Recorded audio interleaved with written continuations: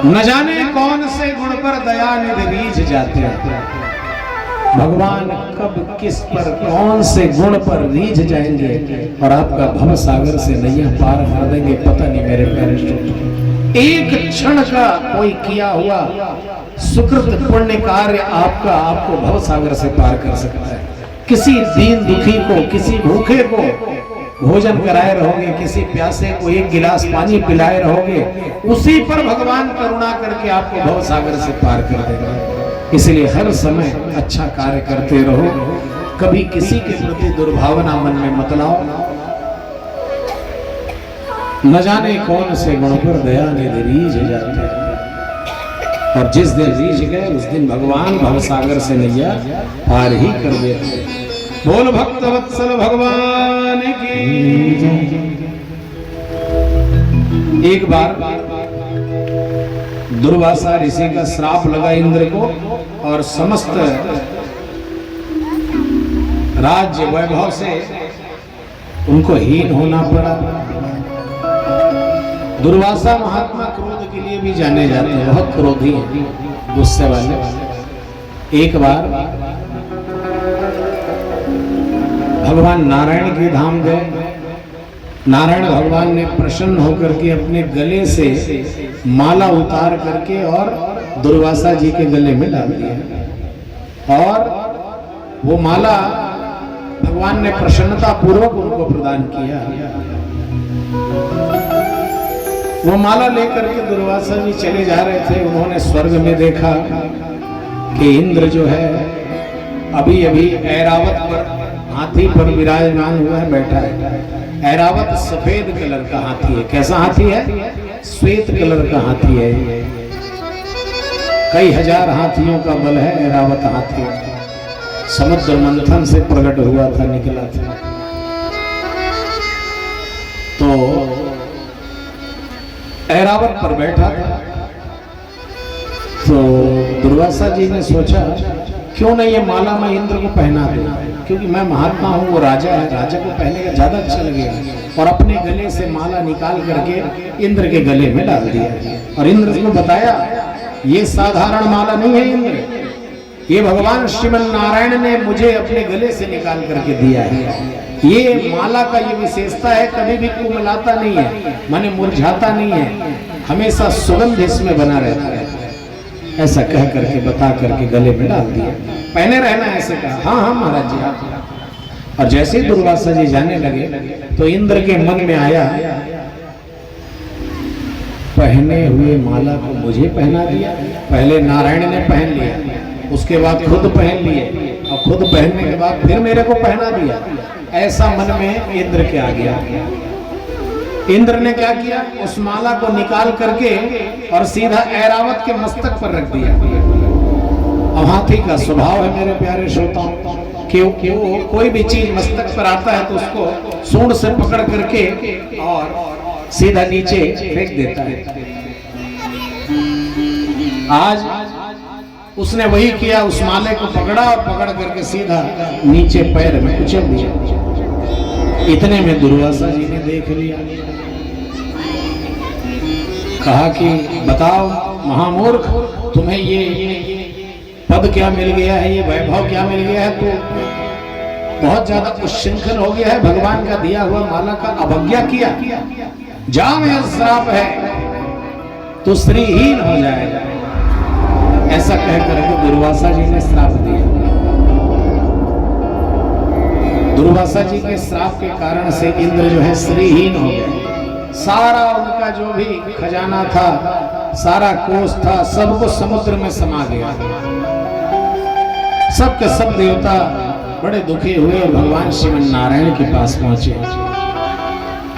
और जाकर के भगवान से प्रार्थना किया, हे प्रभु क्या करें, हे अजितो नाम भगवान नंसेन जगतपति, हे प्रभु आप कुछ कृपा करो, हमारा कल्याण करो। कैसे करें, हमें श्राप लग गया है महाराज जी। बोले एक काम करो, तुम लोग और दैत्य लोग सब मिल करके समुद्र का मंथन कर लो। कहे कैसे कर ले, वो तो हमारी आज्ञा, हमारी बात को मानेंगे ही नहीं। भले भाई हैं लेकिन लड़ते हैं। बोले एक काम करना, अरयोपि संधेया सति कार्यार्थ गौरवे अहिमूसकवत्तेसा यर्थस्य पदवीं गतई। जैसे समय पड़ने पर चूहे से सांप ने मित्रता कर ली, वैसे ही तुम भी मित्रता कर लेना दैत्यों से। बोले कैसे?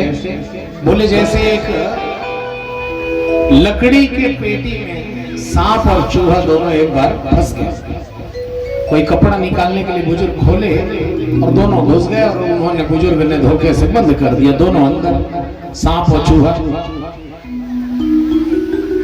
अब सांप ने देखा कि चूहा है, चूहा ने देखा ये सांप है, अब मैं नहीं बचूंगा, कहा चूहे।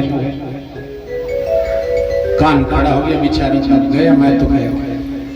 इतने में सांप ने सोचा अगर मैं इसको खा गया तो मैं भी मर जाऊंगा, निकल नहीं पाऊंगा, तो क्या करो? तो सर्प ने चूहे से मित्रता निकाली और संबंध बना लिया। बोले मामा जी, सांप ने कहा मामा जी का चूहे से।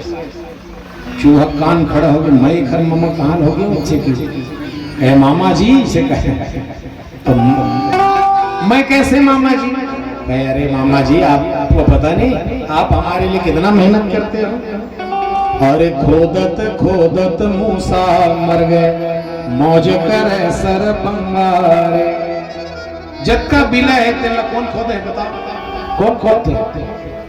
मुसवेद खोदते नहीं, कोरा ले लेंगे, पक्का मकान मतलब अलग खोद देते अगर अनाज रखे। तो जितना भी बिल है उसको कौन खोदा है? कहे मैंने खोदा है। कहे उन बिलों में राज कौन करता है?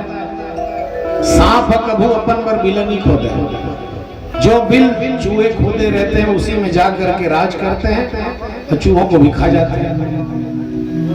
तो कहे मामा आप लोग जो है हमारे लिए इतना करते हो तो आप हमारे मामा ना।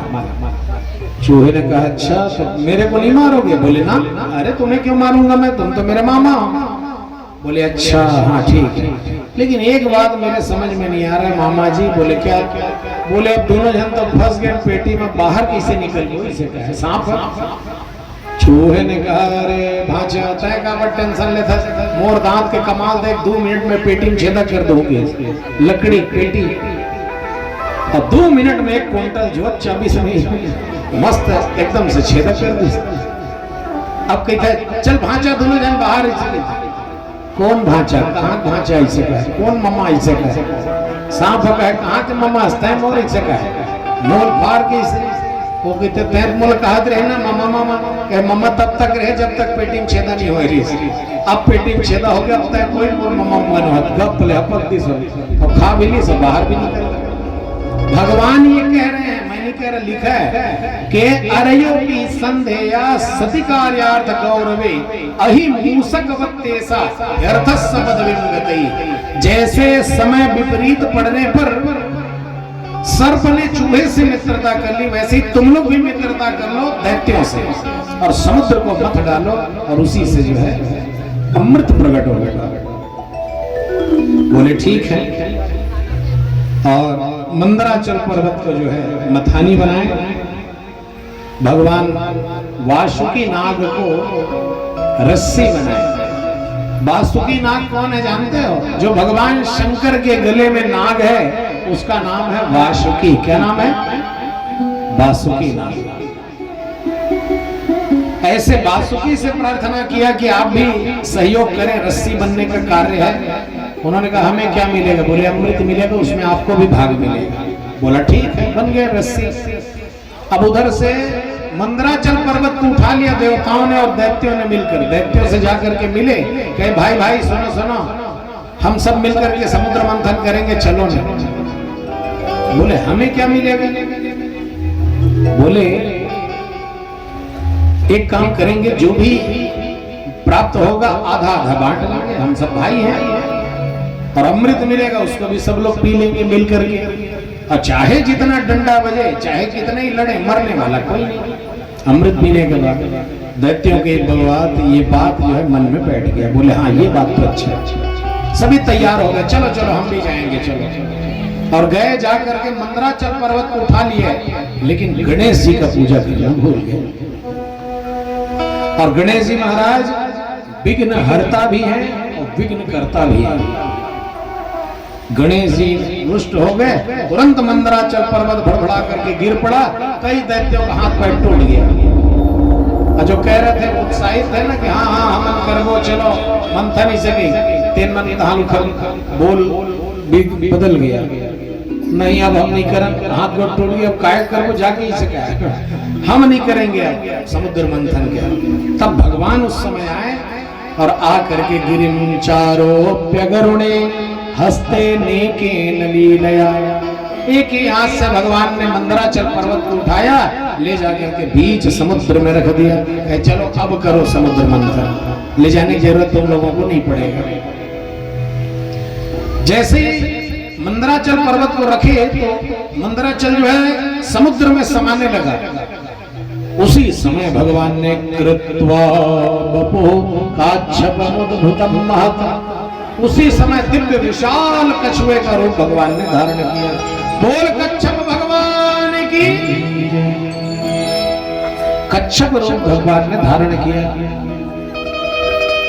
और मंदराचल पर्वत को अपने पीठ पर जो है रखा और उसके बाद कहा चलो अब सब मंथन करो। दैत्य लोग भी आ गए, देवता भी आ गए और वासुकी नाग रस्सी बन गए।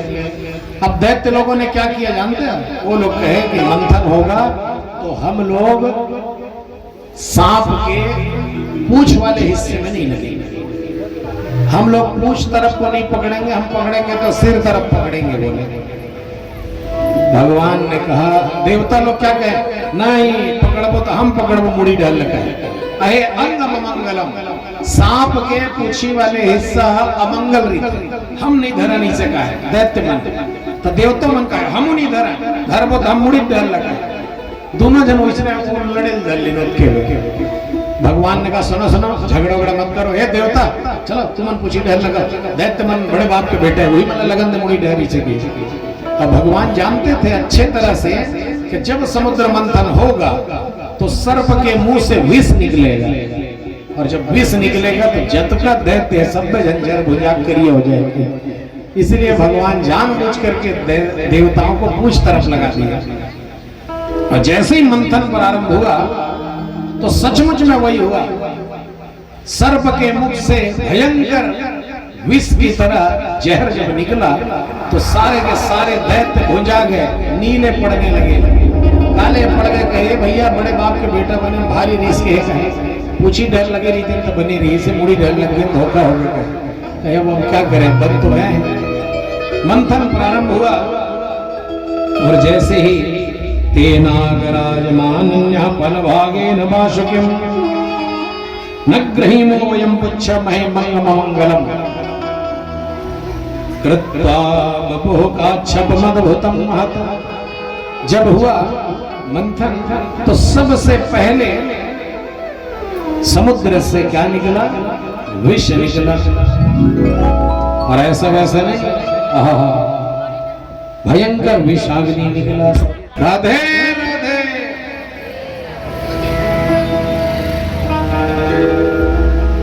जब विष निकला तो सबने कहा क्या करें इस विष का, इस विष से तो सारा संसार दग्ध हो रहा है, जल रहा है, क्या करें। सभी ने कहा कि एक काम करते हैं, भगवान देवाधिदेव महादेव की भोलेनाथ की शरण में चलते हैं। सभी ने वही निर्णय दिया और सब के सब भगवान भोलेनाथ के पास पहुंचे और भगवान भोलेनाथ से प्रार्थना किया, हे भोले बाबा हमें समुद्र मंथन करने से सबसे पहला रत्न हमें जहर मिला, जो भी वस्तु प्राप्त हो सबसे पहले अपने बड़े बुजुर्गों को देना चाहिए। और आप देव नहीं, आप तो महादेव हैं, इसलिए हम आपके पास ये विष लेकर के आए हैं।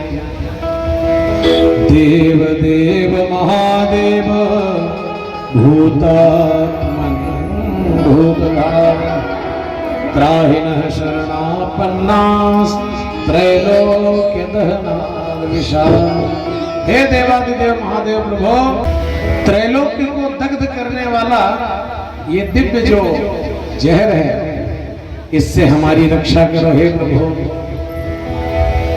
भगवान भोलेनाथ ने देखा, कहा अच्छा हे पार्वती, ये सब के सब देवता मुझे विष पिलाना चाह रहे हैं, क्या करो?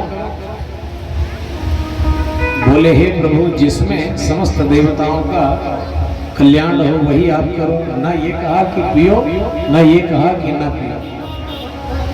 और सभी देवताओं ने भगवान से यही प्रार्थना किया, भोले भोले भोले भोले भोले भोले भोले भोले भोले भोले भोले भोले भोले भोले भोले भोले भोले भोले भोले नमो हरि भोले भोले भोले भोले भोले ओ मेरा भोला है भंडारी करता मंत्र की सवारी शंभुनाथ रे, ओ शंकर नाथ रे, ओ शंकर नाथ रे, ओ गौरा पागल करके बोले तेरे साथ है बहुत की टोली शंभुनाथ रे, ओ शंकर नाथ रे, ओ शंकर नाथ रे, ओ मेरा भोला है भंडारी करता नंद की सवारी शंभुनाथ रे, ओ शंकर नाथ रे, ओ शंकर नाथ रे।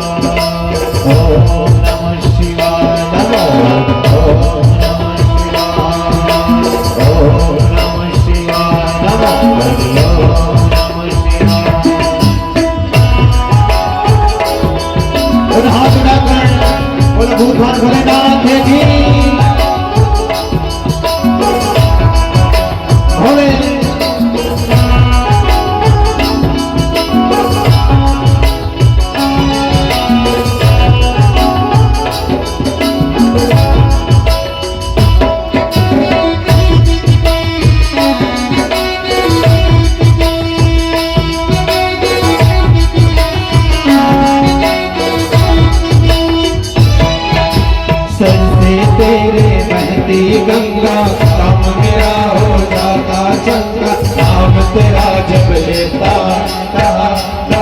महादेवा शंभो महादेवा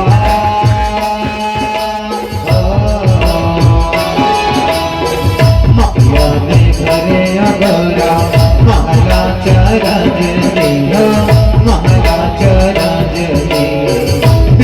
शमशान रहता भोलेनाथ जी महादेवा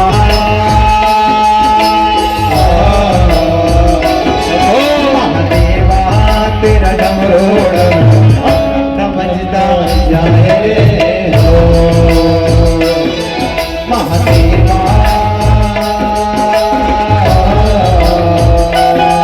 महादेवा तेरा डमरोड़ समझता जाए रे ओ मेरा भोला है भंडारी तेरा नंदी की सवारी शंभुनाथ रे, ओ शंकर नाथ रे, ओ शंभुनाथ रे। महादेवा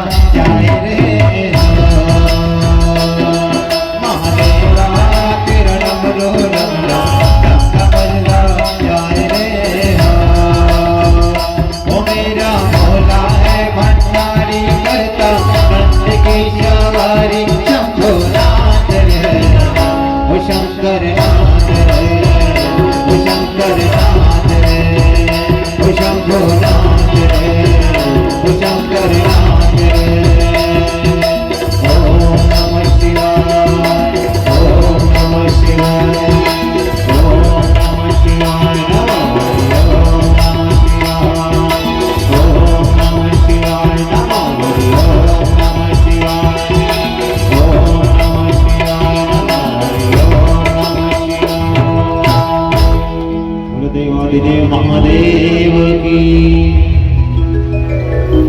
हरे हरे। जब भी जीवन में कोई दुख आता है तो सर्व समर्थ के सामने में रोना रोना चाहिए, हर किसी के सामने नहीं रोना चाहिए। आज सभी देवता भगवान देवादिदेव महादेव के पास इसीलिए गए, इसीलिए तो कहते हैं कि दुनिया वालों के सामने मत रो, हर आंसू आंख में लाया मत करो, हर आंसू आंख में लाया मत करो, हर बात सबको बताया मत करो। लोग मुट्ठी में नमक लिए फिरते हैं, हर जख्म सबको दिखाया मत करो। भगवान शिव के पास गए तो भगवान शिव ने क्या किया? ततः करतली कृत्य व्यापेहा अभक्षयन् महादेव कृपया भूतभाव। तुरंत भगवान शिव ने अंजलि बांधा और उसी में समस्त जहर को जो है लेकर के पान करने लगे। भगवान के हृदय में राम रहते हैं शिव के, इसीलिए उन्होंने अंदर जाने ही नहीं दिया, उसको जो है गले में ही धारण करके रखा। रा कह करके मुंह खोले और मां कह करके बंद किया, और उतने में ही राम कह करके समस्त जहर का भगवान ने पान किया। यच्चकार गले नीलम तच्च साधोर विभूषणम, वही जो है भगवान का आभूषण बन गया, भगवान का कंठ नीला पड़ गया। इसीलिए उसी दिन से भगवान के एक नाम पड़ गया, बोल नीलकंठ महादेव की। अच्छा, भगवान शंकर कैसे दिखते हैं जानते हो आप लोग? बताओ कैसे दिखते हैं? काले हैं, गोरे हैं, नीले हैं, पीले हैं, कैसे हैं भगवान शंकर? बताओ बताओ बताओ। अरे तो ही मतलब पूछा तो बताओ, शंकर भगवान कैसे दिखते हैं? गोरे हैं, काले हैं कि नीले हैं, कैसे हैं? बताओ बताओ कैसे दिखते हैं भगवान शंकर? नीला, कौन कौन नीला वाले हैं? हाँ, और कैसे दिखते हैं? नीला वाले, ठीक ठीक, वेरी गुड, ताली बजा जोर से। भगवान शंकर कैसे हैं? राम राम राम राम। अरे रोज तो पढ़ते हो जी आप लोग, कैसे भुला जाए? भगवान शंकर नीला पीला काले नहीं, भगवान शंकर कैसे हैं पता है? कर्पूर गौरम करुणावतारम संसार सारम भुजगेन्द्रहारम सर्वसंतम हृदयारविन्दे भवं भवानी सहितं नमामि। भगवान शंकर कैसे हैं? कपूर के जैसे गोरे। कितने गोरे हैं? कितने? कपूर से भी कहीं अनंत अनंत गुना ज्यादा गोरे यदि कोई है तो भगवान सदाशिव भोलेनाथ है। भगवान शंकर गोरे हैं, लेकिन उनका जो कंठ है वो भगवान का नीला है, क्योंकि जहर पिए थे तो जहर को अंदर नहीं ले गए, सिर्फ गले में रखे, इसीलिए ये वाला हिस्सा केवल भगवान का नीला है और बाकी पूरा शरीर भगवान का कर्पूर गौरम है, कपूर के समान गोरे। इसलिए भगवान शिव का जो ध्यान करते हैं, जो उनका पूजन करते हैं, वो लोग गोरे गोरे हो जाते हैं। नहीं है विश्वास तो देख लेना, जो शिव के पूजन करने वाले हैं उनमें वैसा ही गुण आने लगता है, और जो भगवान नारायण का ध्यान करते हैं उनमें वैसा ही गुण आता है। भगवान नारायण कैसे हैं बताओ? ये ध्यान करना है, कौन से भगवान कैसे हैं पता तो होना चाहिए, तभी तो उसका ध्यान होगा ना, तभी तो दर्शन करेंगे। भगवान नारायण कैसे दिखते हैं? नीलांबुज श्यामल कोमलांगम सीता समारोपित पाणो महासायक चारु चाप। भगवान कैसे हैं? नीले हैं। कैसे हैं? और नीले होना किसको चाहिए? शंकर जी को। लेकिन भगवान नारायण शिव जी का ध्यान करते हैं, इसीलिए भगवान नारायण ही नीले हो गए और भगवान शिव जो हैं नारायण का ध्यान करते हैं, इसलिए नारायण का वर्ण होना चाहिए गौर, गोरे होने चाहिए। तो वो गोरे जो होने चाहिए वो शंकर जी हो गए, और जो नीले शंकर जी को होना चाहिए वो भगवान नारायण हो गए। इसलिए अब ध्यान करना तो आंख बंद करना, तो भगवान शंकर कैसे हैं? एकदम गोरे, उनके जैसा गोरा दुनिया में कोई नहीं है। इतने कर्पूर के समान गोरे हैं भगवान शंकर, कोई दाढ़ी वाड़ी कोई मूछ वूछ नहीं है। जो और बना देते हैं सब फोटो वोटो ना, है बुढ़ापा वाला दिखाते हैं। भगवान लोगों में कभी भी जरा नहीं आता है, न तो बुढ़ापा आता है न तो शरीर कभी अलग होता है, जैसे तैसे रहते हैं, कोई दाढ़ी मूछ नहीं, एकदम चकाचक भगवान शंकर गोरे गोरे दिखते हैं। जटाधारी कंठे भुजग बिहारी पशुपति, भगवान ऐसे हैं, पशुपति हैं। भगवान शिव का जब भी ध्यान करो तो ऐसे ही करना, भगवान गोरे गोरे हैं। और हाँ एक बात और, भगवान शंकर कोई भांग गांजा ये सब पीते नहीं हैं, याद रखना। किसी भी शास्त्र में ऐसा वर्णन नहीं है कि वो पीते हैं। जो भी हम और आप लोग चढ़ाते हैं उनके में, वो इसीलिए चढ़ाया जाता है ताकि जो विष पिए थे उसका जो ज्वलनशीलता था उसको कम करने के लिए भक्त लोग अपनी तरफ से भांग को चढ़ाते हैं। क्यों? क्योंकि भांग का तासीर होता है ठंडा, इसीलिए भगवान शिव पर अभिषेक करते हैं। तो कहते हैं ना, बिजियंदनो कबरदिनो मिशल्यो बाणवा उदा अने सनी ने सजाई खबरुष ने खंगदे, बिजिया चढ़ाया जाता है। लेकिन जो लोग गंजेड़ी होते हैं ना, जो बंगेड़ी होते हैं, जो नशेड़ी, वो लोग भगवान शंकर को माध्यम बना करके स्वयं ही पीते हैं। गांजा पीने वालों में गाल देखना पूरा पुचकर रहता है अंदर में, ऐसा होता तो हमारे शंकर जी कैसे थोड़ी होता, वो तो चकाचक मस्त गोल पीछे हैं। वो भगवान ऐसे नशेड़ी नहीं है, याद रखना। कभी भी भगवान कोई भी नशा नहीं करते हैं। ये नशा करने वाले ऐसे बता देते हैं, लेकिन भगवान शिव कोई नशा नहीं करते। किसी शास्त्र में, शिव महापुराण में नहीं है वर्णन। हाँ, चढ़ाते हम लोग हैं उनके ऊपर इसीलिए ताकि वो विष का जो ज्वलनता है वो भगवान का कम हो जाए। इसलिए जो पुष्प जो फल कहीं नहीं चढ़ता, आग धतूरा भगवान शंकर वो चढ़ाते हैं। बताओ और क्या चाहिए? ऐसे भगवान सदाशिव सब समस्या का हल, एक लोटा जल, केवल एक लोटा जल भी चढ़ा दो तब भी भगवान महादेव प्रसन्न हो जाते हैं। आज प्रसन्न होकर के उन्होंने विष को पान किया, गले में नीला जो आभूषण ही बन गया भगवान का। पुनः जो है समुद्र मंथन प्रारंभ हुआ। इसको बंद ही कर दूंगा, हवा ज्यादा है, गरम गरम, इसको बंद कर देना, हवा ज्यादा है, सरसराहट है। उसको बाद में ऐसे घुमा देना, अभी नहीं रहने देना, बाद में। आज पुनः मंथन हुआ तो चंद्रमा निकला, तो भगवान शिव के मस्तक पर दे दिए, क्योंकि चंद्रमा भी शीतलता प्रदान करते हैं। इसीलिए दूज का चांद जो होता है भगवान मस्तक पर रहता है ना, देखना क्या सुंदर लगता है, गजब। बीच में चंद्रमा, चंद्रमा के जस्ट ऊपर में ऐसे बढ़िया अर्धकार चंद्रमा रहता है। उस दिन दूज का चंद्रमा का दर्शन करो तो महादेव का दर्शन का फल मिलता है। ऐसे चंद्रमा भगवान शिव को दिया गया, कामधेनु गाय निकली जो ऋषियों ने ले लिया क्योंकि उनको यज्ञ अनुष्ठान करना रहता है। उच्चैश्रवा घोड़ा निकला जिसको राजा बलि ने ले लिया, ऐरावत हाथी निकला जिसको इंद्र ने ले लिया, कौस्तुभ मणि निकली जिसको भगवान नारायण के गले में दे दिए, कल्प वृक्ष निकला जिसको स्वर्ग में ले गए, अप्सराएं निकली जो स्वर्ग चली गई, लक्ष्मी निकली समुद्र से, और शंख निकला तो शंख भगवान नारायण को दे दिए। लक्ष्मी ने भी भगवान नारायण का ही वर्ण कर लिया।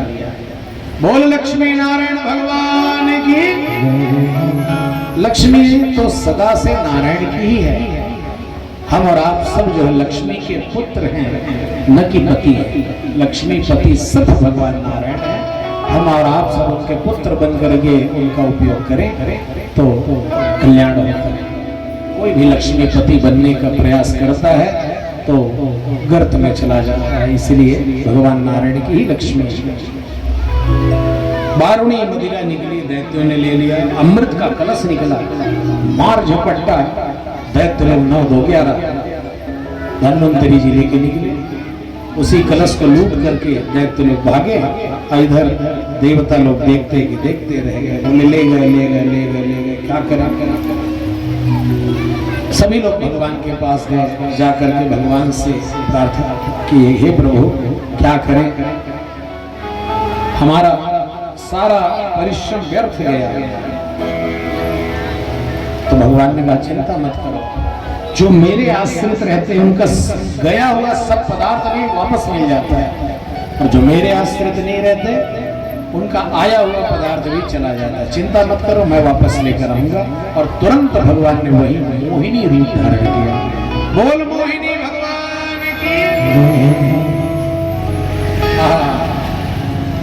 जब भगवान पुरुष रूप में इतने प्यारे लगते हैं तो सोचो जब भगवान नारायण स्त्री बने तो कितने सुंदर लग रहे हैं। गजब का साड़ी पहने, आहा, लंबे लंबे बाल, लुट्टुल लुट्टुल बाल, चिकन चिकन गाल, सुग्गा की तरह नासिका, कानों में सुंदर बाली, होठों में सुंदर लाली, गले में सुंदर नौलखा हार, कमर पे सुंदर करधन और पाँव में सुंदर पायजेब, और ऐसा सुंदर घुंघरू की तरह बजाते हुए पैर को छम छम छम छम पहुंचे जहां दैत्य लोग अमृत का कलश लेकर के आपस में लड़ रहे थे।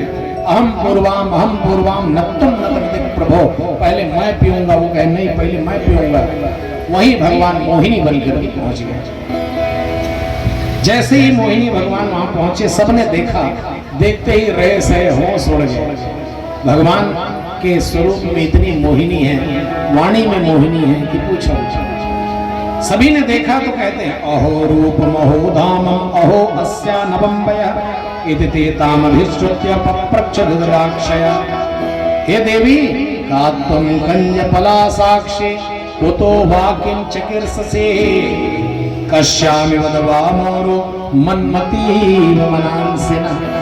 हे देवी आप कौन हो जो हमारे मन को मथ रही हो? आप जैसी सुंदरी आज तक हम लोगों ने कहीं नहीं देखी। हे देवी तुम कौन हो, कहां से आ रही हो, कहां जा रही हो, क्या तुम्हारा विवाह हो गया है या नहीं हुआ है? भगवान मोहिनी चुप रहे। जब सब पूछ लिए तब भगवान ने कहा अरे तुम लोगों से क्या मतलब, मैं कौन हूँ, कहां से आ रही हूँ, कहां जा रही हूँ, मैं क्यों बताऊं तुम्हें मैं कौन हूँ? तुम लोग कौन हो जो मुझसे पूछ रहे हो कि मैं कौन हूँ? उन्होंने कहा देवी हम कोई साधारण नहीं है, वयम कस्य पदायादा भ्रातस्ते कृत पौरुष, हमने अपने बल और पराक्रम से समुद्र का मंथन करके अमृत को प्राप्त कर लिया है, हम कश्यप की संतान है। लेकिन देवी हम लोग झगड़ा कर रहे हैं कि कौन पहले पिएगा, निर्णय नहीं कर पा रहे। हे देवी ये तुम हम सब में बराबर बराबर बांट दोगी? तब मोहिनी भगवान ने त्याग दिखाया और कहा राम राम राम राम, तुम कश्यप के संतान हो, कश्यप के संतान तुम जैसे मूर्ख। उन्होंने कहा देवी मूर्ख कैसे कह रही हो? कहीं मूर्ख ना कहूं तो क्या कहूं? अभी 2 मिनट नहीं हुए मुझे मिले और मेरे ऊपर इतना भरोसा कर लिए हो, अमृत जैसा दुर्लभ वस्तु भी मेरे हाथ में दे रहे हो। अब मान लो कहीं मैं लेकर भाग गई तो? सब लोगों ने कहा वाह भैया ये पढ़ी लिखी है, ये कह रही है इसका मतलब जरूर ये हमारे साथ ऐसा छल नहीं करेगी। नहीं नहीं नहीं हमें भरोसा है कि तुम नहीं लेकर जाओगे। क्या देखो कभी भी ऐसी स्त्रियों पर भरोसा नहीं करना चाहिए। मुझ पर भरोसा कर रहे हो, इतना कीमती वस्तु दे रहे हो, मैं लेकर चली गई तो कहने नहीं हमें भरोसा है, तुम चाहे जैसे भी हो हमें जो है पिला दो, हम सबको जो है ये अमृत पान करा दो। भगवान ने कहा अच्छा एक बात बताऊं? बोले क्या? बोले मान लो मैं अमृत दे रही हूँ और कहीं किसी को कम ज्यादा हो गया तो मेरे से मत झगड़ने लगना। उन्होंने कहा नहीं नहीं देवी कोई झगड़ा नहीं करेगा, तुम बस हाँ कर दो पिलाने के लिए। भगवान ने कहा ठीक है मैं पिला दूंगा। तुरंत भगवान के हाथ में दैत्यों ने वो अमृत का कलश दे दिया। जैसे ही भगवान अमृत का कलश लिए तो कलश लेकर के देखते हैं नीचे में और ऊपर में, कहे अभी इनको कैसे मोहू, तो अपनी मोहिनी वाणी में भगवान कहते हैं सुनो सुनो तुम लोग अकेले मिलकर के किए हो समुद्र मंथन? बोले नहीं वो देवता भी थे साथ में, तो बोले सुनो ना, एक काम करो, देवताओं को भी पिला दो। कहे नहीं देवी, उनको नहीं पिलाना है, हम ही बस पिएंगे। बोले सुनो ना, मैं ये देख रही हूँ, ये अमृत में ऊपर ऊपर में पूरा पनियर पनियर है, तरीम गाढ़ा गाढ़ा है, तब पनियर पनियर ओला पिला दो, और गाढ़ा गाढ़ा तुम न पिया हूँ, इसे कहे। अब दैत्य मन कहा जाना कि अमृत में गाढ़ा हो पनियर होते कि नहीं होते? अरे दार में होतेगा, ऊपर पनियर तरीम गाढ़ा, अमृत में कोई गाढ़ा हो पनियर थोड़ी होती। मोहिनी वाणी में सब फंस गए। बोले हाँ हाँ देवी, जैसे तुम्हें लगे वैसे करो। एक इशारा किया भगवान ने, चले आओ, काम बन गया। सब के सब देवता दौड़े दौड़े आ गए। कहे प्रभु बचा लिया आप। कहे लाइन लगाकर बैठ जाओ सब। और सब एक लाइन में देवता, एक लाइन में दैत्य, आमने सामने बैठ गए। अच्छा देखो, दाल में जो पानी पानी रहता है। अच्छा एक बात देखना, जब भी भोजन घर में बनता है तो सबसे पहले घर के बुजुर्गों को, घर के सियान लोगों को ही भोजन कराया जाता है। जो भी अतिथि आए हैं उनको कराया जाता है। तो जब का ऊपर पनियर पनियर रहते सब उखड़ भर, जब का तरीम गाढ़ा गाढ़ा, सब ले लास्ट में कौन खाते बताओ? अपन मन खुद सब लोग खवाए के बाद माता जी मन खाते, तो सब ले नीचे में गाढ़ा गाढ़ा। लेकिन एक चीज वो है, मान लो के बार को 2 जन मेहमान हुआ आगे, तो माता जी मन भारी होशियार, तुरंत गर्म पानी करी और वही में डाल के नमक डाल के, जो दाल घोटी नहीं, फिर 4 जन पूरा दी। ये है माताओं का बुद्धि। जोरदार ताली माताओं के लिए। ऐसे जो है भगवान ने क्या किया, अपनी तिरछी नैनों से मंद मंद मुस्कुरा करके और हाव भाव चितवन से दैत्यों के मन का हरण कर लिया और देवताओं को चकाचक जो है पान कराने लगे अमृत का। देखते हैं दैत्यों की ओर और पिला रहे हैं देवताओं को। बहुत लंबा लाइन लगा था, देते गए देते गए देते गए। दैत्य लोग रूप सुधा का पान कर रहे हैं। कहा ये देख रहे हो कितनी सुंदर है, इसके कमर तो देख कितनी प्यारे कमर है। एक ने की कमर क्या देखता है, होठों की लाली देख कितनी सुंदर दिख रही है भैया। एक ने कहा होठों की लाली क्या देखता है, कान की बाली दे पूरा सोने का है, बढ़िया चमक रहा है। एक ने कहा बाली क्या देखता है, इसके बाल देख कितने लंबे लंबे बाल हैं। ऐसे सब एक दूसरा रूप सुधा का पान करते रहे, भगवान के सुंदरता का वर्णन करते रहे। एक ने कहा देख आंख को देख कितना सुंदर है। एक ने कहा आंख क्या देखता है, आंख में देख गजरा कितना सुंदर लगा है। एक ने कहा गजरा क्या देखता है, बाल में देख गजरा कितना सुंदर है। ऐसे सब देखते रहे। लेकिन एक दैत्य बड़ा बुद्धिमान, उसका नाम था सरभानु। उसने देखा कि जब से ये आई है तब से देवताओं को ही अमृत पिला रही है, हमारे तरफ एक बार भी नहीं आई है। इसका मतलब जरूर दाल में कुछ काला है। और ऐसा कहकर देवताओं का रूप बना करके सूर्य और चंद्रमा के बीच में जाकर के अंजलि लगा के ये भी बैठ गए। भगवान ने पंक्ति भेद नहीं किया मेरे प्यारे श्रोताओ। क्या भगवान को नहीं पता कि ये दैत्य है? सब जानते हैं, लेकिन पंक्ति भेद नहीं किया। उस लाइन में आकर के वो बैठा तो उसको भी भगवान ने दिया और सूर्य चंद्रमा ने इशारा किया, प्रभु ना ये ओरिजिनल नहीं डुप्लीकेट है, अब भी आया है। तुरंत भगवान ने दिव्य सुदर्शन प्रकट किया और सिर को धड़ से अलग कर दिया। वही राहु और केतु बन गया। क्या बन गया? राहु केतु। वही गिरस्ता है। सूर्य ग्रहण और चंद्र ग्रहण जो लगता है वो उसी की वजह से, क्योंकि यही दोनों बताए थे। इसीलिए ग्रहण काल में कभी भी भोजन नहीं करना चाहिए। वृद्ध है कोई बच्चे हैं, कोई तबीयत खराब है तो बात अलग है, लेकिन सर्वसाधारण यदि सक्षम है, स्वास्थ्य बढ़िया है तो भोजन वगैरह नहीं करना चाहिए। उस समय हमारे भगवान को कष्ट होता है। इसलिए नदी सरोवर जहाँ जहाँ आसपास में तीर्थ हो वहाँ जाकर के स्नान करना चाहिए, दान करना चाहिए। बड़ी महिमा है। गुरु मंत्र का जप करना चाहिए। 1 माला करोगे तो 10 माला के बराबर होता है। उस दिन सूर्य ग्रहण, चंद्र ग्रहण, व्यतिपात योग होते हैं। ऐसे योगों में बड़े बड़े तीर्थों में अवश्य जाना चाहिए। कहीं नहीं तो नर्मदा मैया स्नान कराओ, और अगर मन है तो बढ़िया प्रयागराज चले जाओ। ऐसे जा करके स्नान करना चाहिए और बढ़िया जप करना चाहिए गुरु मंत्र। स्पर्श में, मध्य में और मोक्ष में 3 बार स्नान करना चाहिए। मोक्ष होने के बाद फिर दान करना चाहिए। 1 रुपए दान करोगे तो 10 के बराबर है, 10 करोगे तो 100 के बराबर है। 100 करोगे तो 1000 के बराबर है, 1000 करोगे तो लाख के बराबर है। इतनी महिमा है उस दिन की। इसीलिए सूर्य ग्रहण, चंद्र ग्रहण, ऐसे सब में दान की बड़ी महिमा होती है और जप करने की बड़ी महिमा है। अक्षय हो जाता है जो भी किया जाता है। आज भगवान ने इसको पिला दिया और धड़ सर से अलग कर दिया। पंक्ति भेद नहीं किया। कभी भी आपके सामने भी अगर कोई लाइन से भोजन में बैठे हो और आपको परोसने के लिए रखा गया और आप परोस रहे हो, अगर आपके पति बैठे हैं या आपके बेटा बैठे हैं या आपके कोई भी इष्ट मित्र बैठे हैं, पता चले पूरा गांव भर दूध उठा रसगुल्ला, और जैसे अपन पति में पहुंचे, सुनना मैं परिषद का धन इसे की चाट दे दी, नहीं बता रहा हूं मैं। तो कभी पंक्ति भेद नहीं करना चाहिए। सब झलक दूध उठा, अब अपन जोड़ीदार रही तो चाट, ये पंक्ति भेद हो गया। माने सबको अलग अलग दृष्टि से आप देख रहे हो। तो लाइन से जितने लोग बैठे हो सबको बराबर दो। मांगे बाद में अलग बात है, लेकिन जब परोस रहे हैं तो दो पूरी सबको दे रहे हैं और पता चलो घर में लेते हैं, मुठा निकाल धरनता है ऐसे की। तो ऐसा नहीं करना है, कभी भी पंक्ति भेद नहीं करना है, सबको बराबर रूप से देखना है।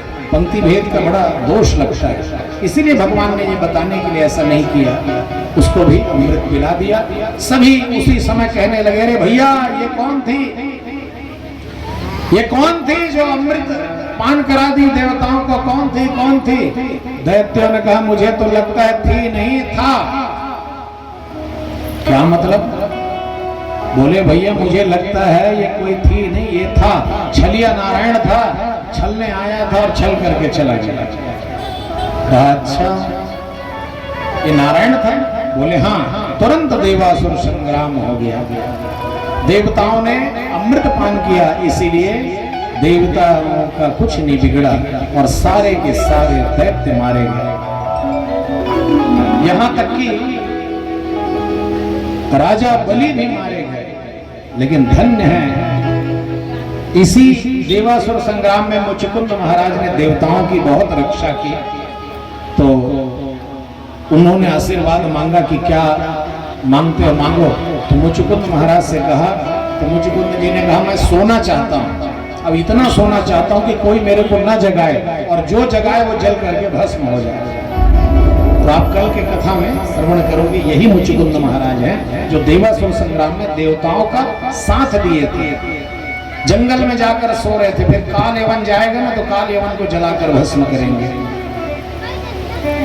आज राजा बलि भी मर गए, लेकिन धन्य हो गुरुदेव, जब गुरुदेव की कृपा होती है तो सब संभव हो जाता है। गुरुदेव ने मृत संजीवनी विद्या से अपने मरे हुए समस्त दैत्यों को फिर से जीवित कर लिया। बोल सदगुरुदेव भगवान की। धन्य हो गुरुदेव। राजा बलि ने कहा महाराज धन्य हो, आपने हमें बचा लिया, हम तो मर ही गए थे। वो मृत संजीवनी विद्या जानते हैं शुक्राचार्य जी महाराज, केवल वही जानते हैं, दुनिया में कोई नहीं जानता। क्योंकि भगवान सदा शिव के पेट में रह करके उन्होंने मृत संजीवनी विद्या सीखी थी, इसलिए जो है वो जानते हैं। तो उन्होंने सबको जीवित कर लिया। कहा क्या करें? बोले एक काम करो, ये नारायण का काट मेरे पास नहीं है, इसके लिए एक काम करना होगा, ब्राह्मणों को चकाचक खुश करो। ब्राह्मण यदि खुश हो गए तो नारायण अपने आप हार जाता है। बोले अच्छा, क्योंकि ये ब्राह्मण है, बहुत ज्यादा ब्राह्मण भक्त है। बोले ठीक है, ब्राह्मणों को चकाचक मालपुआ खिलाने लगे। ब्राह्मणों को कुछ नहीं चाहिए, चकाचक भोजन वगैरह हो जाए, हो गया। ब्राह्मणों ने प्रसन्न होकर के दिव्य तेजों में रथ का निर्माण किया और कहा राजा बलि जाओ, हम सभी ब्राह्मणों का आशीर्वाद है, जब तक तुम इस रथ में रहोगे तुम्हें कोई नहीं हरा सकता। और रथ में बैठ करके सबसे पहले स्वर्ग पर धावा बोला। इंद्र भागते नजर आए, क्योंकि बृहस्पति जी ने कह दिया सुनो भाग जाओ, नहीं तो अभी तुम इसके सामने जीत नहीं सकते। ये ब्राह्मणों का तेज इनके साथ आया हुआ है। अच्छा, सब देवता भाग गए, इंद्र का गद्दी खाली हो गया, जाकर के बैठ गए राजा बलि। शुक्राचार्य जी ने कहा देखो राजा बलि, इस इंद्र के गद्दी का अधिकारी वही होता है जो शतक क्रतु बनता है, 100 अश्वमेध यज्ञ करता है, वही इंद्र बनता है। तो एक काम करो, तुम अश्वमेध यज्ञ करो और जो है इंद्र की गद्दी तुम्हारी। बोला ठीक है। और एक के बाद एक यज्ञ पे यज्ञ प्रारंभ हो गया। नर्मदा नदी के किनारे यज्ञ होने लगा। इधर सभी देवता माता अदिति के पास पहुंचे। अदिति माता को कश्यप जी ने पयोव्रत बताया। ध्यान से सुनिएगा माताओं, पयोव्रत का प्रभाव है फाल्गुनश्यामले पक्षे द्वादशाहं पयोव्रत अर्चयेत अरविंदाक्षं भक्त्या परमयान्वितः। फागुन के महीना में शुक्ल पक्ष में 12 दिन तक केवल दूध पी पी करके जो रहते हैं उसको कहते हैं पयो। जो भी माताएं इस व्रत को रहती हैं उनको भविष्य में पुत्र की प्राप्ति होती है, ऐसा कश्यप जी ने कहा। तो अदिति माता ने व्रत रखा देवताओं के कल्याण के लिए, क्योंकि देवता इधर उधर भागे भागे फिर रहे थे, अपने गद्दी से वंचित थे। और समय आया, पयोव्रत का प्रभाव दिखा और समस्त जग को जो है प्रसन्न प्रमुदित करने के लिए आज भादो का महीना आ गया, शुक्ल पक्ष आ गया, द्वादशी तिथि आ गई, अभिजीत मुहूर्त आ गया। मध्याह्न 12 बजे अदिति माँ के गर्भ से साक्षात भगवान वामन का प्रादुर्भाव हो गया। बोल वामन भगवान की। वामन अंगुल के वामन बुटिया भगवान प्रसन्न हो गए, सभी प्रमुदित हो गए। बोले क्या करें? सभी ने स्वागत किया। तम वटुम वामनं दृष्ट्वा मोदमानां हर्षया कर्माणि कारयामासा पुरस्कृत्य प्रजापतिम्। सभी ने बड़ा सुंदर स्वागत किया और बढ़िया सुंदर यज्ञोपवीत संस्कार किया। पृथ्वी माता ने मृगचर्म दिया। जब भी यज्ञोपवीत संस्कार होता है तो भिक्षा मांगते हैं, तो भिक्षा मांगने लगे तो कश्यप जी ने कहा एक काम करो, भिक्षा में तुम मुझे त्रिलोकी की संपत्ति चाहिए, ऐसे वैसे नहीं। बोले मुझे त्रिलोकी की संपत्ति कौन देगा? बोले एक काम करो, नर्मदा नदी के तट पर यज्ञ कर रहा है राजा बलि, उसके दरवाजे में जाना और मांगना। कुछ लोगों ने दिया, पृथ्वी ने मृगचर्म दिया, चंद्रमा ने दंड दिया, माता अदिति ने कौपीन दिया, आकाश ने छाता दिया, बृहस्पति ने यज्ञोपवीत दिया, कश्यप जी ने मेखला दिया, सूर्य भगवान ने गायत्री मंत्र दिया, माँ अन्नपूर्णा ने भिक्षा दी और भिक्षा में जो मिला ले जाकर के कश्यप जी को दे दिया। उन्होंने कहा नहीं मुझे ये नहीं चाहिए, त्रिलोकी की संपत्ति। तब त्रिलोकी की संपत्ति मांगने के लिए आज राजा बलि के दरवाजे पर आज वामन भगवान जा रहे हैं। तेरे द्वार खड़ा भगवान भगत भर दे झोली। मैं आज तेरा मेहमान।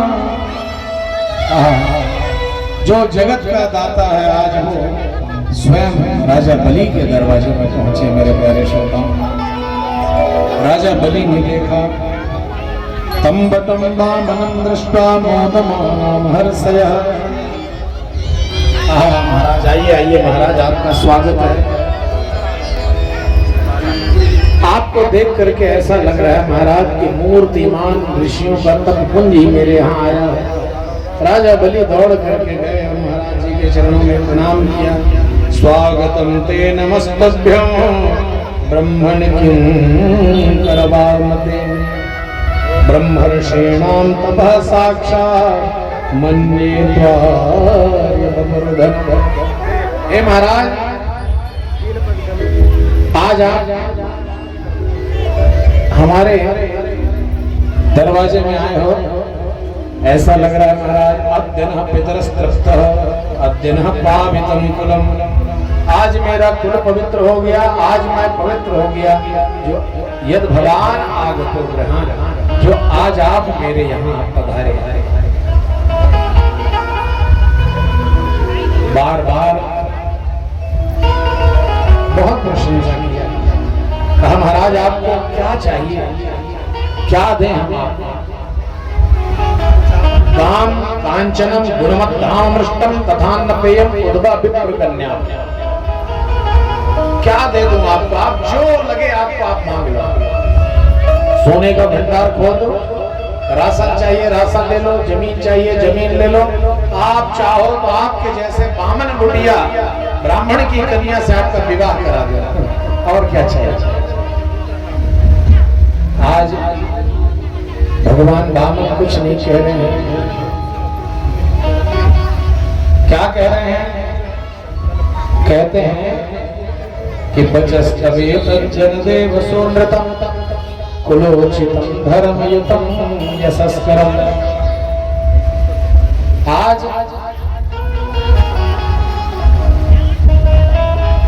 आपने भी अपने कुल में कोई कमी नहीं छोड़ी है।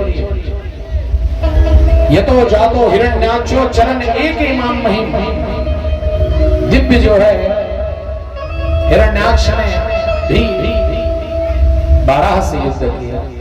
अरे खंबे से ही प्रहलाद ने प्रकट कर दिया, आपने भी कोई कमी नहीं छोड़ा। राजा बलि आपकी कीर्ति बहुत है। अब तो राजा बलि और प्रसन्न हो गए, उन्होंने कहा महाराज जो मांगना है मांग लीजिए। तो कहा देखो अगर तुम्हारे जैसा दाता नहीं तो मेरे जैसा संतोषी ब्राह्मण भी तुम्हें नहीं मिलेगा। पदानि त्रीणि दैत्येन्द्र सम्मतानि पदानि, मेरे चरणों से मुझे 3 पग भूमि चाहिए। ध्यान देकर कथा सुनिए तो याद रहेगा, 3 पैर भूमि चाहिए बस।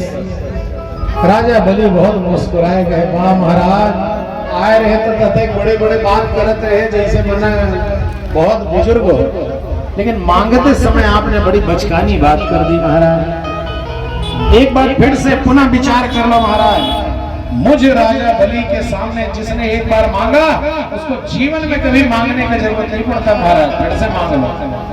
अहो ब्राह्मण दायादा वाचस्ते वृद्ध सम्मदा तम बालो बाल समति स्वार्थम प्रत्यबुधो यदा। फिर से सोच लो। उन्होंने कहा ना मुझे चाहिए तो सिर्फ 3 पैर भूमि चाहिए, अपने पैरों से। दूर से टुकुर टुकुर निहार रहे थे, कौन? शुक्राचार्य जी महाराज। उन्होंने कहा जब से आया है बड़ी बड़ी बातें बना रहा है, ये है कौन? जरा ध्यान लगा कर देखो। ध्यान लगा कर देखा तो समझ गए ये तो छलिया विष्णु आया है। जा करके तुरंत राजा बलि को रोका, कहा राजा बलि क्या करते हो? अरे क्या दे रहे हो, जानते हो ये कौन है? कहे हाँ महाराज ये बामन है। कहे ना ये बामन है ना तिरपन है, ये छलिया नारायण आया है। बलिराज सुनो एक बात कहो, यह वेदन को पारायण है। अदिति के पयोव्रत से प्रगटा भक्तों के लिए तारायण है। भृगु जी के पावन चरणों को वक्षस्थल पे धारायण है। नहीं पावन है नहीं तिरपन है, तेरे द्वार खड़ा नारायण है। तेरे द्वार खड़ा नारायण है। राजा बलि मैंने इसके बड़े बड़े हाथ पैर देख लिए हैं, ये तेरे सामने बामन बुढ़िया बना है, लेकिन इसके इतने बड़े बड़े हाथ पैर हैं कि 2 ही पैर में ये सब कुछ नाप लेगा। तीसरा पग कहां दोगे राजा बलि? अरे उस चीज की महिमा नहीं होती कि स्वयं देकर ये स्वयं भिखारी बन जाओ दान कर। और मैं यही देख रहा हूं कि तुम सब कुछ दे दोगे और तुम्हारे पास कुछ नहीं बचेगा। इसलिए अभी भी झूठ बोल दो। बोले महाराज मैं झूठ कैसे बोल दूं? बोले राजा बलि कुछ जगह ऐसे होते हैं जहां झूठ बोलने से पाप नहीं लगता है। जानना चाहते हो कौन कौन जगह झूठ बोलने से पाप नहीं लगता है? सबका ध्यान कहीं और है। कोई कथा नहीं लगा रहा, मैं चटपट करूंगा, पूरा कथा 2 मिनट में खत्म कर दूंगा। तब भी कन्हैया बुला दूंगा 5 मिनट। ध्यान इधर है ही नहीं किसी का। राधे राधे। ध्यान इधर रखिए, तब आनंद आएगा और जीवन में शिक्षा भी मिलेगी। कुछ जगह ऐसे होते हैं जहाँ झूठ बोलने से पाप नहीं लगता है। कौन कौन सी जगह? स्त्रीसु नरम विवाहे च भृत्यर्थे प्राण संकटे गो ब्राह्मणार्थे हिंसायां नानृतम साज्जुगुप्सितम। कुछ ऐसे स्थान हैं जहाँ झूठ बोलने से पाप नहीं लगता है। कौन कौन?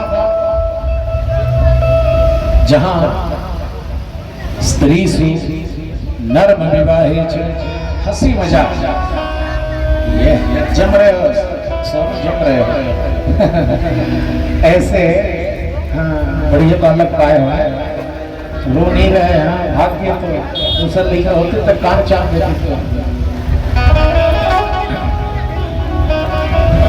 ऐसे जहां स्त्रियों की प्रशंसा करनी हो वहां झूठ बोलने से पाप नहीं लगता है। जैसे सज धज करके बढ़िया रेडी होकर के तैयार हुई है और अगर सुंदर नहीं भी लग रही है तो यदि पति कह दे वाह क्या बढ़िया सुंदर दिख रही, बिल्कुल हीरोइन लगता है जैसे कि, अब वो कहे सही में जी इसे की, अगर इसे तो ऐसे में पाप नहीं लगता है।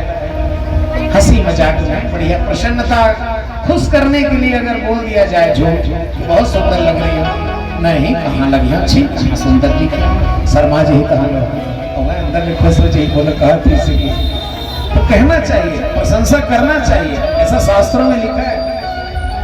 पत्नी सजी तो उसको कहो क्या बहुत प्यारी लग रही हो, बहुत सुंदर लग रही हो, मैं तुमसे बहुत प्रेम करता हूँ, बीच बीच में कहते रहो, क्योंकि जीवन में सिर्फ प्रेम ही सब कुछ है मेरे प्यारे श्रोता। समय देना चाहिए पत्नी, वस्तु भले ला करके न दो लेकिन समय अवश्य देना चाहिए। 10 मिनट 5 मिनट रोज बैठो, रोज उससे बात करो, कोई कष्ट तो नहीं है, कोई तकलीफ तो नहीं है, बताओ कैसी हो, स्वास्थ्य तो ठीक है, पूछो कम से कम। ये नहीं कि दिन भर अपना काम किया है, थक गया हूँ, जल्दी भोजन लगाओ, फिर खाए पिए फट से सो गए जाके, ऐसा नहीं। जीवन में 10 मिनट 20 मिनट आधा घंटा कम से कम बात करो, प्रेम से समय दो, उससे भी उसका हालचाल पूछो।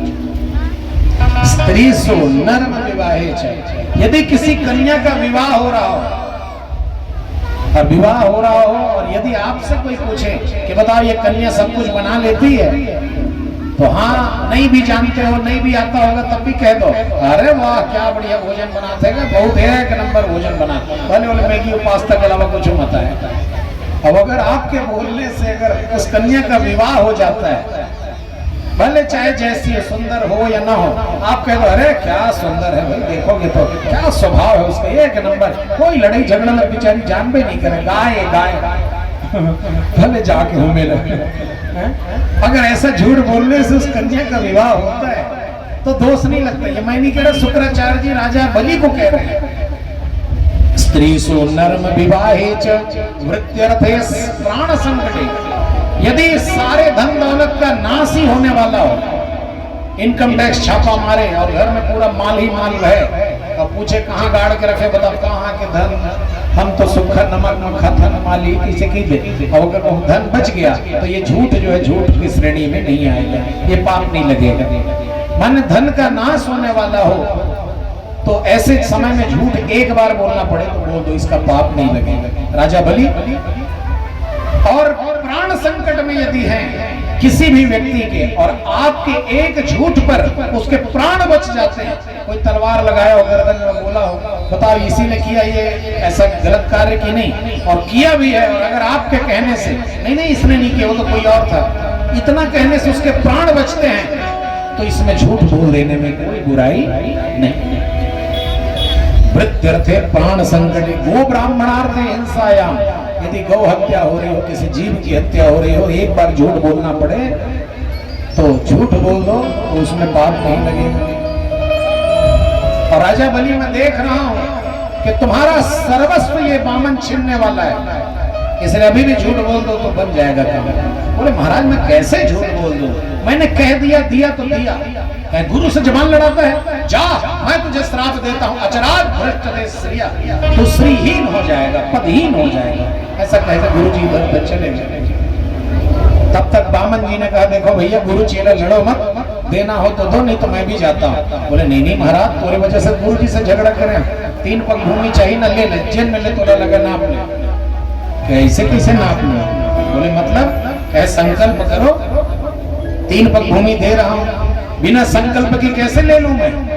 बोले वाह महाराज, मैं हंसी करवा के राजा बलि 3 पग भूमि दिया, वो भी संकल्प कर देना हो तो, नहीं तो मैं जा रहा हूँ। फिर से बोले बामन।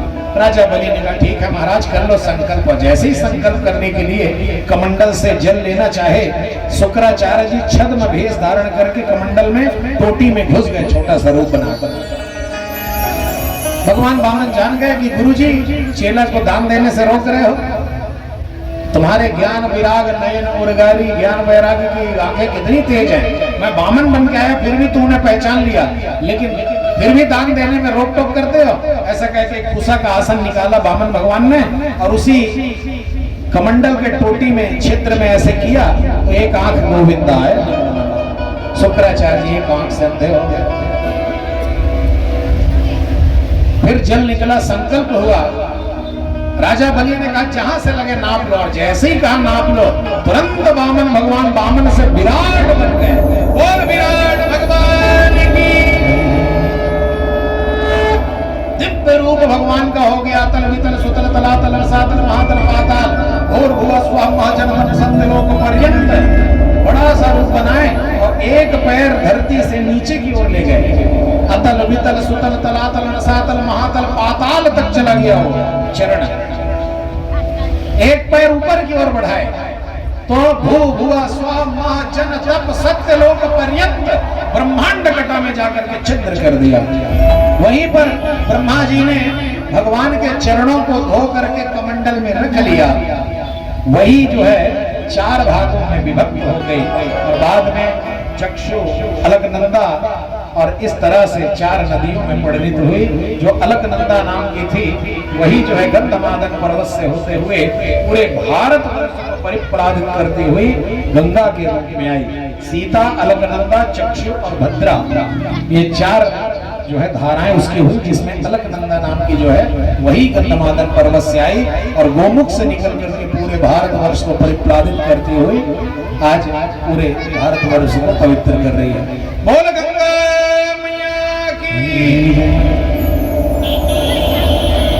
अब भगवान विराट ने कहा राजा बलि बताओ अब तीसरा चरण कहाँ रखूं, बताओ। राजा बलि देख करके आश्चर्यचकित हो गए, कहे बा महाराज बामन बने थे तो छोटे से नापने के समझ आया तो विराट बन गए। राजा बलि जल्दी बताओ। तुरंत वरुण पास में बांध दिया, नहीं दे रहे थे, वरुण पास में बांध के पटक दिया राजा बलि। जल्दी बताओ तीसरा चरण कहाँ रखा। राजा बलि ने कहा महाराज सर्वस्व तो आपने ले लिया। अच्छा एक बात पूछना चाहता हूँ, धन बड़ा होता है या धनवान बड़ा होता है? दाता बड़ा होता है कि धन बड़ा होता है? भगवान ने कहा दाता बड़ा होता है, जो देने वाला है। धन क्या है? धन बड़ा नहीं होता। बोले हे प्रभु आपने अभी तक 2 चरणों में मेरा धन ही धन तो नापा है, और मैं धनवान तो अभी बचा हूं। तो पदम तृतीयम पुरुषीर्ष्ण में निजम, तीसरा चरण आप मेरे सिर पर रखो और मुझ दाता को भी स्वीकार करो, ऐसा कह दिया। तुरंत भगवान जो है छलने आए थे और स्वयं छला गए, और तीसरा पैर भगवान ने राजा बलि के सिर पर रखा। मेरे प्यारे श्रोताओं, आज बलि को भी भगवान ने स्वीकार कर लिया। बाद में राजा बलि को भगवान ने सुतल लोक का राज्य दिया। राजा बलि ने कहा प्रभु आपका वो जो छवि था वो बहुत प्यारी लगी मुझे, मैं जब भी सुतल लोक के दरवाजे से निकलूं तो आपके उसी रूप का दर्शन करना चाहता हूँ। बोले तथास्तु वही होगा। भगवान द्वारपाल बन करके सुतल लोक में राजा बलि के यहाँ रहे। उधर नारद जी महाराज पहुंच गए, नारायण नारायण कहकर, और जब वो पहुंचे कहे देवी पता है आजकल भगवान कहाँ है? बोले कहाँ है? कहे राजा बलि के यहाँ चौकीदारी कर रहे हैं। बोले अच्छा। तो तुरंत जो है जा करके लक्ष्मी मैया ने भेष बदल करके और अपने स्वामी को मांग करके जो है लेकर के आई। जा करके उनसे कहा कि मेरे कोई भाई नहीं है, अगर आप मेरे भाई बन जाओ तो बड़ी कृपा होगी आपकी। तो राजा बलि ने कहा ठीक है, बांध दो राखी का। हाथ दे दिया, तुरंत उसमें राखी बांध दी। ये न बद्धो बलि राजा दान इंद्रो महाबला तेन ताम प्रतिबन्नामि रक्षे माचल माचल। अब राजा बलि ने कहा बहन तुम्हें क्या चाहिए राखी के बदले? उन्होंने कहा कि मुझे, मेरे पास तो सब कुछ है भैया, बस ये तुम्हारा जो द्वारपाल है ना ये बहुत अच्छा है। मेरे यहाँ द्वारपाल नहीं है, ये द्वारपाल है, इसी को ले जाना चाहती हूँ मैं। तब बलि ने कहा कि आप कौन हैं? तब तुरंत लक्ष्मी के रूप में आकर के बताई मैं लक्ष्मी हूँ और ये मेरे नारायण है जो द्वारपाल बने, इन्हीं को लेने के लिए मैं आई हूँ। तुरंत राजा बलि ने सहस उनको दे दिया। इसीलिए उसी दिन से हम और आप सब मिलकर के रक्षाबंधन का पावन त्योहार मनाते हैं, जहां बहनें अपने भैया की कलाई पर राखी बांधती। सबसे अगर बढ़िया त्योहार कोई कहोगे तो वो रक्षाबंधन है, जिसमें माताएं बहनें अपने भाई को राखी बांधती। होना ही चाहिए। सबसे पावन और पवित्र रिश्ता ये देखनी है तो भाई बहन है। तो ऐसे राजा बलि से भगवान को मान करके लेकर के गए। यहाँ अष्टम स्कंद जो है पूर्ण होगा, एक अध्याय कथा हुआ जिसमें बालक लोग साथ रहेंगे। सत्यव्रत नाम के एक राजा थे, वो एक बार स्नान करने के लिए गए। वहां जैसे ही सूर्य अर्घ देने के लिए अंजलि बांधे, उसी अंजलि में छोटी सी मछली आ गई। मछली हाथ में आई तो जैसे ही छोड़ने लगे पुनः मछली को, तो मछली बोल पड़ी। बोलने वाली मछली थी, विचित्र मछली। बोलने लगी महाराज मुझे इस नदी में फिर से मत छोड़ना, क्योंकि यदि आपने छोड़ दिया तो बड़ी बड़ी जो मछलियां हैं या और भी हिंसक जो जीव हैं मुझे खा जाएंगे। अपने साथ लेकर जाइए। उन्होंने क्या किया, अपने कमंडल में रख लिया और अपने राज्य में लेकर के चले गए। सत्यव्रत नाम के राजा जैसे ही घर पहुंचे तो कुछ ही क्षणों में वो मछली उस कमंडल के आकार की हो गई। फिर बोलने लगी महाराज मैं यहाँ सुख पूर्वक निवास नहीं कर पा रही हूँ, मेरा जगह बदल दीजिए। तो बड़े से पात्र में उसको रखा गया। कुछ ही क्षण में वो बड़े पात्र के बराबर हो गई। फिर चिल्लाने लगी महाराज मैं इसमें सुख पूर्वक नहीं रह पा रही हूँ। तो बड़े से घर में ही आंगन में सरोवर था, उस सरोवर में डाल दिया तो इतनी बड़ी हो गई। अब राजा ने सोचा क्या करूं, अब इतनी बड़ी हो गई है कि घर में रख नहीं सकता महल में, तो उसको ले जाकर के समुद्र में छोड़ने लगे। उसी समय भगवान उसी मछली में से जो है अवतार लिए, जिसको कहते हैं मत्स्यावतार। बोल मत्स्यावतार भगवान की। मछली के शरीर से ही भगवान नारायण प्रकट हो गए। उन्होंने कहा राजा मैं परीक्षा लेने के लिए मैं ही स्वयं आया था। अंतिम उपदेश तुम्हें ये दे रहा हूँ कि अंतिम में कृतमाला नाम की नदी में जाना और वेदों की रक्षा करना। मैं इसी मछली के रूप में ही समस्त वेदों की रक्षा करूंगा।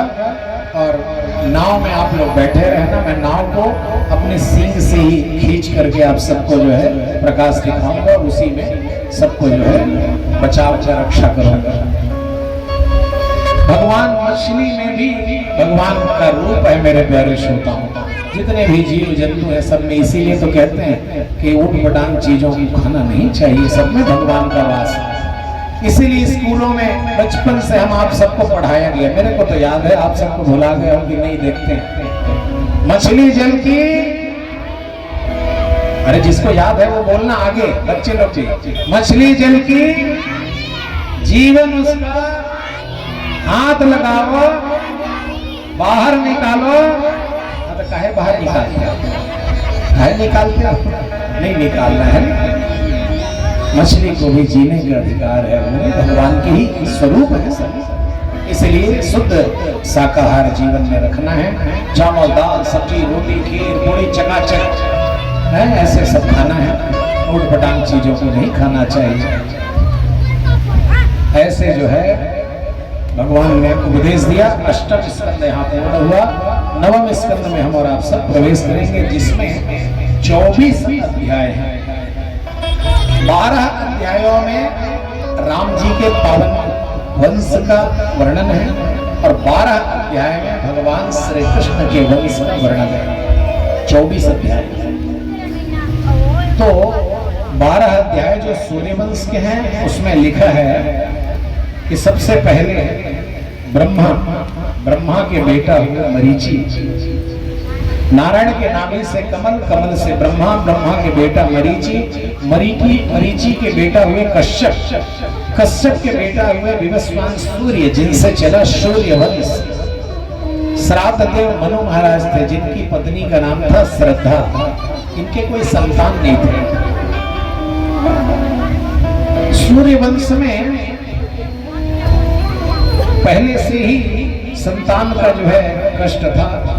जब पुत्रेष्ट यज्ञ वगैरह कराते थे तो तब जाकर के पुत्र होते थे। सूर्यवंश में ऐसा था। और चंद्रवंश में बिना लड़ाई झगड़े के विवाह होता था। यहाँ लिखा है नविस्तरते वक्तुम वर्ष सतैरपि, नविस्तरते न शक्यते विस्तरतुम वक्तुम वर्ष सतैरपि। यदि कोई मनुष्य 100 साल तक भी राम की कथा को करेगा तब भी राम कथा पूरी नहीं कर पाएगा, ऐसा लिखा है भागवत में। इसीलिए 2 अध्यायों में बढ़िया सुंदर राम कथा जो है वर्णन है। पहले सुने श्राद्ध देव मनु महाराज, इन्होंने एक यज्ञ कराया कि मेरे पुत्र हो। वशिष्ठ जी महाराज को जो है जाकर के कहा, वशिष्ठ जी ने यज्ञ कराया। उस यज्ञ के प्रभाव से ब्राह्मणों को भी बैठाए और उसके बाद जो रानी थी वो चाहती थी कि बेटी हो जाए और राजा चाहते थे कि बेटा हो।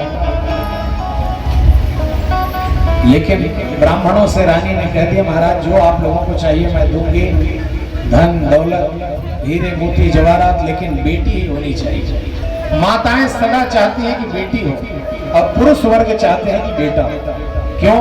क्योंकि बेटा वंश को आगे बढ़ाएगा और एक दिन जो है मुखाग्नि भी वही देता है। और माताएं बेटी इसलिए चाहती हैं क्योंकि बेटी दोनों कुलों के दीप को जलाने वाली होती है। 10 पुत्र समा कन्या, 10 बेटा एक तरफ और एक बेटी एक तरफ। मेरे प्यारे श्रोताओ, इतनी महिमा है शास्त्रों। रानी ने बेटी कहा तो महाराज जी लोगों ने बेटी वाला मंत्र पढ़ दिया और बेटी हो गए। तो राजा श्राद्ध देव मनु ने कहा कि ये विपरीत कैसे हो गया? मैंने तो बेटा पाने के लिए ही यज्ञ कराया था, बेटी कैसे हो गई? जाकर के वशिष्ठ जी से कहा, महाराज जी मैंने तो बेटा पाने के लिए यज्ञ कराया था, ये बेटी कैसे हो गई? मुझे बेटा चाहिए। वशिष्ठ जी ने चिंता मत करो, वशिष्ठ जी ने कहा चिंता मत करो, हम इसी बेटी को बेटा बना देंगे। और अपने तप के बल से उन्होंने उसी बेटी को बेटा बना दिया। धन्य है गुरुदेव, बोल सदगुरुदेव भगवान की। अपने तपस्या के बल से उसको बेटा बना दिया। एक दिन वही बेटा एक वन में गया, घोड़े में सवार होकर के कुछ सैनिकों को लेकर, और जैसे ही उस जंगल में प्रवेश किया, प्रवेश करते ही जो घोड़ा थे वो घोड़ी बन गए, जो राजकुमार था वो भी राजकुमारी बन गया, जितने सैनिक थे सबके सब स्त्री योनि में चले गए। राजा परीक्षित ने पूछ दिया सुखदेव जी महाराज जी से, ये बेटा से बेटी कैसे बन गए महाराज? कौन सा ऐसा जंगल था? तब सुखदेव जी महाराज कहते, राजा परीक्षित उस जंगल को भगवान शंकर का श्राप था। एक बार भगवती पार्वती के साथ भगवान विहार कर रहे थे, गोद में लेकर बैठे थे निर्वस्त्र। उस समय सप्तऋषि लोग भगवान के दर्शन के लिए पहुंच गए, लेकिन शिव जी को तो कोई कुछ नहीं हुआ, लेकिन पार्वती बड़ी अनमनी हो गई। जब देखो कोई भी मुंह उठाकर चला आता। भगवान समझ गए और भगवान पार्वती को प्रसन्न करने के लिए उस जंगल को, उस अरण्य को श्राप दिए कि आज के बाद जो भी पुरुष यहाँ प्रवेश करेगा वो स्त्री योनि को प्राप्त हो जाएगा, स्त्री बन जाएगा। इसीलिए घोड़ा भी घोड़ी बन गया।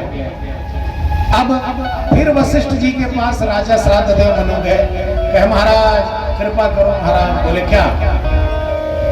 बोले जिस बेटी को आपने बेटा बनाया था फिर से बेटी बन गए, अब क्या करो? बोले अब जो है भगवान शंकर की आराधना करनी होगी तुम्हें। और भगवान शंकर की आराधना वशिष्ठ जी महाराज ने स्वयं किया, कहा चेले के लिए हम स्वयं करेंगे। जब भगवान शंकर का आराधना किया, भगवान शिव प्रसन्न हुए, भगवान शिव से वरदान मांगे। भगवान शिव को समझाया कि बेटी से बेटा बनाया, बेटा से फिर बेटी हो गए, अब क्या करें। भगवान शंकर ने कहा कि जाओ, हमारा आशीर्वाद है, मानसाम पुमांस भविता मानसम स्त्री तम गोत्रज इत्थम व्यवस्थया काम सुतुन्नोवत मेदिनी। 1 महीना वो बेटा रहेगा और 1 महीना बेटी रहेगी, ये हमारा आशीर्वाद है, जाओ। वही सुतुन्न हुआ। ऐसे जो है सुतुन्न रहा। इसी ने बुद्ध से विवाह किया और कन्याएं हुई। इन्हीं के आगे वंश में चल करके महाराज च्यवन हुए और सरियाती महाराज जो है वो अपनी कन्या सुकन्या के साथ एक बार जंगल की ओर प्रस्थान किए भ्रमण के लिए। कन्या जो है चपलतावश, एक छिद्र था बामी, उसी में कांटा जो है छेद किया, तो तर तर तर तर खून बहने लगा वहां से। राजा ने कहा क्या बात है, किसी ने कोई अपराध किया है क्या, यहाँ च्यवन महात्मा रहते हैं। बेटी ने कहा पिताजी मेरे से भूल हुई है, मैंने कांटा जो है कहीं पर लगाया था, वहां से खून बहा। जा करके देखा कोई और नहीं, च्यवन महात्मा थे, तपस्या में बैठे थे। इन्होंने जाकर के आंख में ऐसे छेद दिए, जुगनू की तरह चमक रहे थे आंख, बस केवल पूरा शरीर में बामी लगा था, पता नहीं चला। और कांटा से ऐसे जुगनू में कह के छेद दिए और वो आंख था, दोनों आंख फूट गए, अंधे हो गए। कोप हुआ, इतना कोप हुआ कि राजा के जितने सैनिक आए थे सबका मल मूत्र बंद हो गया। तो राजा ने क्षमा याचना की और कहा महाराज आपकी सेवा में हजारों दास दासी लगा दूंगा। उन्होंने कहा ना, जिसने अपराध किया है वही जो है फल भोगेगा। तुम्हारी कन्या ने हमारे नेत्र फोड़े हैं, तो उसी से हमारा विवाह करो, वही हमारा सेवा करेगा। तब सरियाती जी ने अपनी कन्या सुकन्या का विवाह जो है च्यवन महात्मा से कर दिया। च्यवन महात्मा के साथ रहने लगी, अंधे पति के साथ। एक दिन अश्विनी कुमार आए, उन्होंने कहा देवी आपके पति के नेत्रों को हम ठीक कर सकते हैं, अगर ये हमें सोमरस का अधिकारी बनाएंगे तो इनके पास वो सामर्थ्य है कि ये हमें अधिकारी बना सकते हैं। बोले ठीक है मैं बनवा दूंगी, आप इनकी आंखों को ठीक करो और इनका यौवन वापस लाओ, जो बुजुर्ग हो गए हैं उनको युवा बना दो। बोले हो जाएगा। और ऐसा दिव्य सरोवर बनाए, उसी में स्नान करने के लिए तीनों जो है डुबकी लगाए, अश्विनी कुमार दोनों और च्यवन महात्मा। जैसे ही डुबकी लगाकर बाहर निकले, तीनों एकदम तरुण अवस्था में जवान। कहा देवी पहचान लो हम तीनों में तुम्हारा पति कौन है। उसने महामाया मैया की शरण ली और महामाया मैया से प्रार्थना की, एक बढ़िया सुंदर माला बनाई और वो माला बना करके कही हे प्रभु मैंने अपने मन वचन कर्म से पति को परमेश्वर माना है, तो ये जो माना है वो जा करके मेरे पति के गले में पड़ जाए। ऐसे महामाया मैया से प्रार्थना करने लगी। आइए हम भी कुछ शब्दों में हमारे छत्तीसगढ़ की भाषा में माँ महामाया को याद करें। बोलो महामाया मैया की। ऐसे दिव्य आज उन्होंने अपने पति को पहचान लिया, सीधा माला चली गई। इन्हीं में वंश में चल करके रेवत हुए, रेवत की दुमी इन्हीं की बेटी थी जिनका नाम था रेवती, जिनसे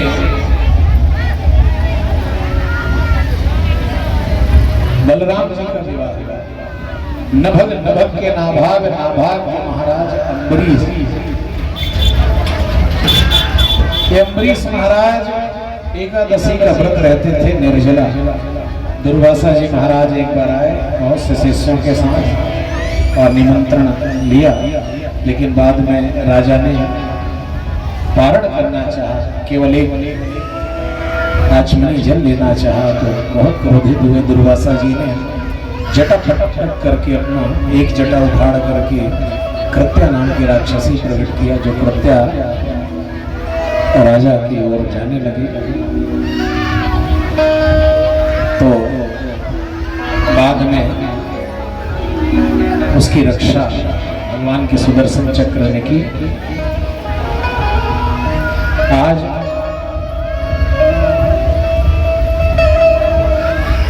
उनकी रक्षा हुई और अहम भक्त पराधीन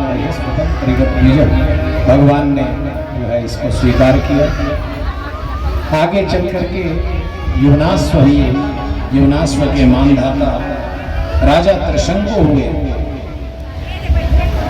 त्रिशंकु सशरीर विश्वामित्र जी ने इनको ऊपर पहुंचाया था स्वर्ग पर। पहले ये व्यक्ति थे जो सशरीर स्वर्ग गए। सशरीर कोई भी स्वर्ग नहीं जाता है। स्वर्ग जाना होता है तो दूसरा शरीर मिलता है, उसके बाद स्वर्ग जाते हैं। लेकिन विश्वामित्र जी ने अपने योग बल से उनको सशरीर भेज दिया तो वहां देवताओं ने ढकेल दिया और गिर गए। तो एक दिन के लिए स्वर्ग का ही निर्माण कर दिया। इसीलिए जितने भी पर्यायवाची शब्द बने वो सब उसी दिन से बने। साल भर महाराज लोग कहते रहते हैं कि गाय का दूध, गाय का दही, गाय का घी ही खाना पीना चाहिए। लेकिन वर्ष में एक दिन ऐसा आता है जिस दिन सभी पंडित लोग भी कहते हैं कि भैंसी का दूध लाना, भैंसी का दही, भैंसी का घी। कौन दिन बताओ, कौन दिन की थे महाराज? अरे जोर से बोला। हाँ, पोता मार तो थे पीठ में, है नहीं? 6 थाप लगाती हैं माताएं जिससे बालक दीर्घायु होते हैं।